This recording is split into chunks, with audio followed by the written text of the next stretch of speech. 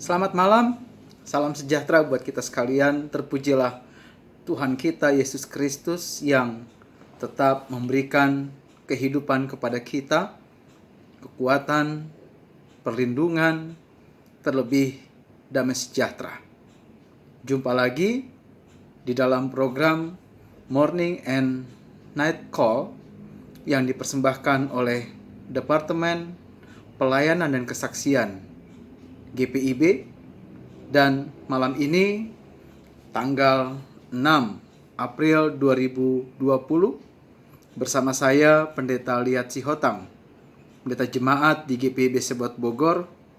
Kita akan sama-sama membaca serta merenungkan kebenaran firman Tuhan. Mari kita memohon bimbingan Roh Kudus. Kita berdoa. Bapa Sorgawi, terima kasih ketika ada waktu sejenak kami boleh sama-sama membaca serta merenungkan kebenaran firman-Mu. Tolong kami Tuhan, ketika kami membaca dan merenungkan, kiranya Roh Kudus-Mu ada pada kami. Dan jadikan kami memiliki pengertian dari Tuhan, terlebih melakukan di dalam kesetiaan firman-Mu. Dalam Yesus, Sang Firman yang hidup dan yang menghidupkan, kami berdoa. Amin. Saudara terkasih dalam Yesus Kristus, bagian Alkitab pada malam ini, sebagaimana yang dituntun oleh Sabda Bina Umat, tanggal 6 April 2020, edisi malam, yaitu dari Lukas pasal 7, ayat 4 sampai dengan ayat yang ke-10. Mari kita membacanya. Demikian firman Tuhan. Mereka datang kepada Yesus dan dengan sangat mereka meminta pertolongannya. Katanya, "Ia layak engkau tolong, sebab ia mengasihi bangsa kita, dan dialah yang menanggung pembangunan rumah ibadat kami." Lalu Yesus pergi bersama-sama dengan mereka. Ketika ia tidak jauh lagi dari rumah perwira itu menyuruh sahabat-sahabatnya untuk mengatakan kepadanya, "Tuan, janganlah bersusah-susah, sebab aku tidak layak menerima Tuan di dalam rumahku.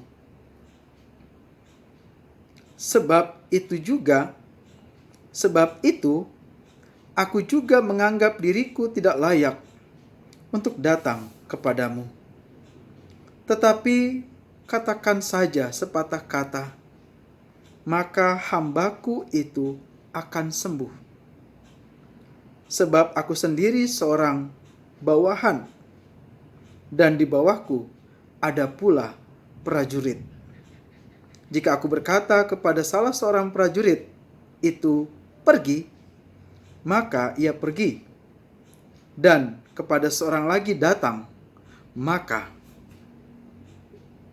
ia datang. Ataupun kepada hambaku, 'Kerjakanlah ini,' maka ia mengerjakannya." Setelah Yesus mendengar perkataan itu, ia heran akan dia. Dan sambil berpaling kepada orang banyak yang mengikuti dia, ia berkata, "Aku berkata kepadamu, iman sebesar ini tidak pernah aku jumpai, sekalipun di antara orang Israel." Dan setelah orang-orang yang disuruh itu kembali ke rumah, didapatinyalah hamba itu telah sehat kembali. Demikian pembacaan Alkitab. Terpujilah Kristus. Saudara yang terkasih dalam Yesus Kristus, kisah yang kurang lebih sama, tetapi ada perbedaan dari beberapa bagian. Itu ada juga di dalam Matius pasal 8 ayat 5 sampai dengan ayat yang ke-13. Tapi di dalamnya sama-sama mau menyatakan bahwa hamba dari sang perwira ini memang lagi sakit. Tetapi si hamba ini menolak Yesus datang ke rumahnya. Bukan karena ia sombong, tetapi karena ia merasa emang aku belum layak terima Tuhan di rumahku. Bahkan aku sendiri, dikatakan dalam pembacaan kita, tidak layak untuk datang kepada Tuhan. Katakan saja Tuhan. Dan aku percaya, pasti hambaku itu akan sembuh. Nah, saudara terkasih, inilah yang menjadi poin di dalam bagian ini. Di sini Yesus mengatakan, aku belum pernah melihat iman seperti ini, sekalipun dari orang Israel. Atau dengan kata lain, sekalipun dari orang Yahudi. Nah, dalam pembacaan bagian akhir, begitu juga dalam Matius dikatakan bahwa memang hamba dari perwira ini pun sembuh. Saudara terkasih dalam Yesus, inilah yang kemudian menjadi bagian yang kita renungkan, refleksikan malam ini. Bahwa ada beberapa hal yang hendak ditekankan. Yang pertama adalah bahwa sang perwira ini yang adalah bukan orang Yahudi, ia perwira dari tentara Romawi, memiliki iman yang luar biasa. Tetapi di balik iman itu, ia memiliki suatu kerendahan hati yang juga luar biasa. Kerendahan hati inilah yang juga dipandang oleh Yesus sebagai hal yang begitu positif. Hal yang begitu indah dalam pandangan Tuhan. Ia menyangkal dirinya sebagai seorang perwira. Ia melepas perangkat dari jabatannya, dari posisinya. Dan ia merendahkan diri di hadapan Tuhan. Itulah yang juga Tuhan mau ajarkan kepada kita malam ini. Yaitu bahwa ketika Tuhan mengizinkan ada wabah terjadi di sekitar kita. Wabah Corona Virus Disease 2019 atau disingkat dengan COVID-19. Ini bukan semata-mata mau mengajarkan untuk kita diam di rumah, lalu gak bikin apa-apa.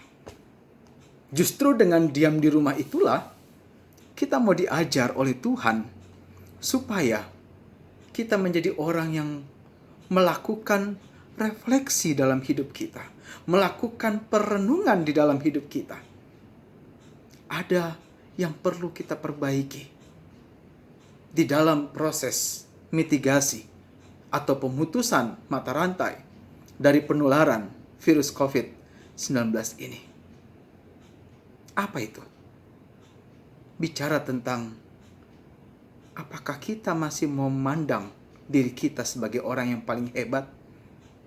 Apakah kita masih mau memandang diri kita yang paling kuat, paling berwibawa, paling di atas dari yang lain? Tuhan hanya mengirim suatu ujian kepada kita dengan mengizinkan ada virus kecil yang tak kasat mata, dan itu menjadi wabah di sekitar kita. Pasti ada maksud yang Tuhan mau katakan kepada kita. Mari ibu bapak, mari saudara, kita ternyata hanya makhluk yang biasa, tetap membutuhkan Tuhan di tengah kondisi yang kurang menyenangkan ini. Mari lepaskan segala ego kita. Lepaskan segala kesombongan kita. Apapun yang kita raih, kita capai, bukan untuk membuat kita menjadi orang yang merasa lebih dari orang lain. Yang kedua, yang kita mau sama-sama diajar oleh Tuhan lewat pembacaan kita adalah iman. Iman ini bicara tentang bagaimana kita mau merespon kasih Tuhan kepada kita. Dan lewat apa yang dilakukan oleh si perwira ini, inilah yang Tuhan juga mau lihat. Bahwa iman itu muncul dari hati. Iman itu muncul dari benak diri kita yang paling dalam. Dan kemudian ia keluar menjadi buah. Karena iman adalah pengakuan kita yang berbuahkan perbuatan. Iman inilah yang Yesus pandang sebagai suatu hal yang juga istimewa. Bagaimana dengan iman kita? Apakah kita masih dimampukan melihat masa depan di dalam kasih Tuhan, dalam pengharapan kepada Tuhan? Apakah iman kita kemudian terkikis lewat virus yang menjadi ancaman buat kehidupan manusia? Mari, justru dengan iman itulah imun kita dinaikkan. Dengan iman itulah imun kita dikuatkan. Sehingga dengan imun itu kita mampu melawan virus tersebut. Tuhan menyembuhkan dengan kuasa-Nya.